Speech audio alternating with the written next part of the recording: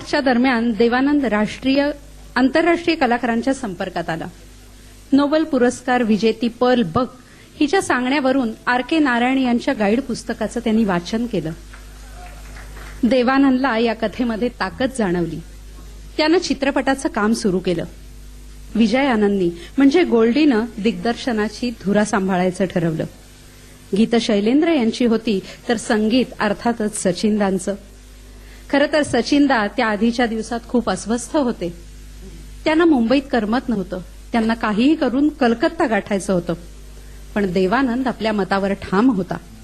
तो म्हणाला, चित्रपटाला वेळ लागला तरी चालेल, पण हे संगीत सचिनदाच करतील.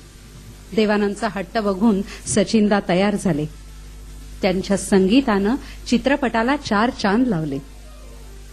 खरं सांगायचं तर राजू आणि रोझी यांची प्रेम कहाणी ही काळाच्या बरीच पुढची होती.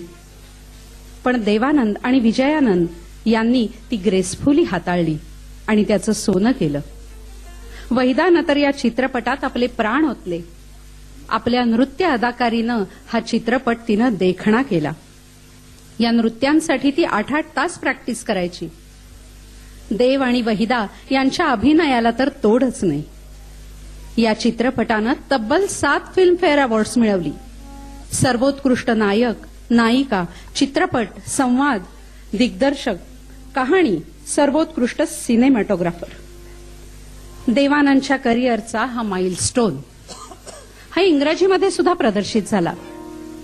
गाईडबद्दल जितकं बोलेल तितकं कमीच आहे. हिंदी चित्रपटसृष्टीतील गाईड हे एक सोनेरी पान आहे, ज्याची स्वतःची एक वेगळी कहाणी आहे, स्वतःचं एक अस्तित्व आहे, वेगळेपणातलं सौंदर्य आहे आणि दर्जेदार अभिनयाचं एक उत्तम उदाहरण आहे.